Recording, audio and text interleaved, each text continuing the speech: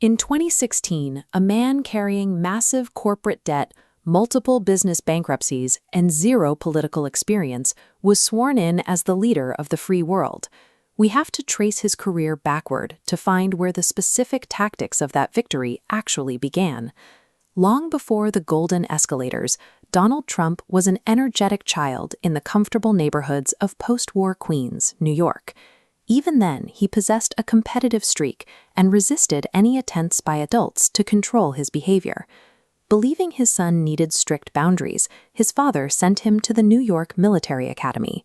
Instead of simply learning obedience, the 13-year-old learned how to weaponize his aggression to dominate his peers. The academy's rigid environment rewarded his instinct to view every interaction as a competition. He left the school with the conviction that winning is the only valid metric of success, and that anyone in his way was an obstacle to be removed. When it came time to join his father's stable housing business in Brooklyn, he immediately sought a way out.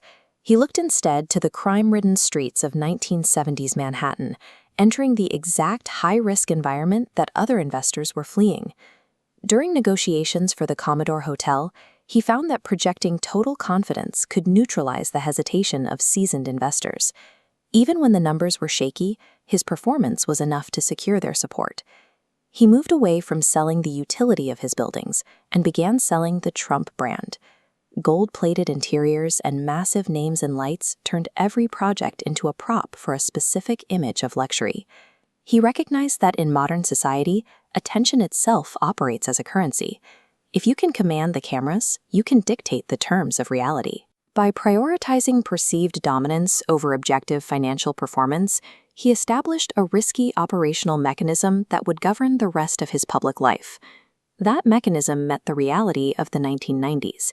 Behind the glamorous image of his empire, debt accumulated. His flagship casinos struggled to stay solvent, and the threat of total bankruptcy loomed over his properties. Financial reporters and industry critics reached a consensus that his career as a major developer had ended. The standard advice in such a crisis is to quietly retreat, restructure, and avoid the spotlight. He chose the opposite path. Operating on the belief that showing weakness leads to destruction, he increased his public visibility instead of showing caution or remorse.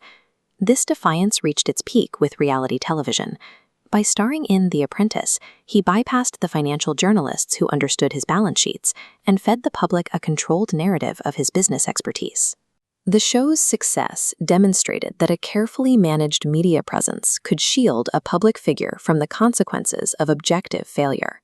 In June of 2015, he brought that media survival playbook to the American political system, announcing his run for the presidency. Political elites severely miscalculated his strategy. When he launched an aggressive attack, they mocked him, unaware that he was intentionally triggering them to activate this cycle, starting here with a controversial statement. The mechanics are ruthlessly efficient. A polarizing claim triggers massive media outrage. That outrage then funnels into round-the-clock free airtime across every major network. While traditional politicians tried to engage the public with methodical policy debates, they were suffocated. The cycle of free airtime converted directly into voter momentum, starving his opponents of the attention they needed to compete. He exploited the political ecosystem by proving that in an attention economy, being actively hated by the media is more powerful than being ignored. On November 8, 2016, the strategy succeeded.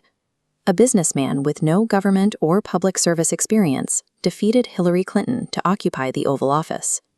Once inside, the tactics that won the campaign scaled to a global level. His tenure produced national divisions, massive street protests, and institutional turbulence, culminating in 2 distinct impeachment trials. His administration did not follow traditional diplomatic guidelines. It functioned on his original branding rules: generate constant media conflict, aggressively attack any opposition, and never concede an error. The friction of his administration kept his base focused on his battles, and his name at the top of every news cycle. He used this conflict to maintain his presence as a disruptive force, ensuring his brand remained the central focus of American life.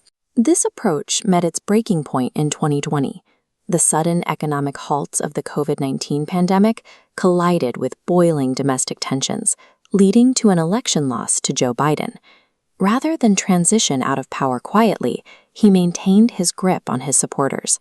Through sheer force of repetition, he continued to dominate the national conversation long after leaving the building. The trajectory of his career reveals how the nature of authority has shifted. Media influence, driven by emotion, has evolved to a point where it can fully overpower traditional political competence and institutional norms. Regardless of how history judges his impact, he demonstrated that weaponized division and personal branding have become central to the pursuit of modern power. He showed that in a digital age, the most effective tool of governance is the control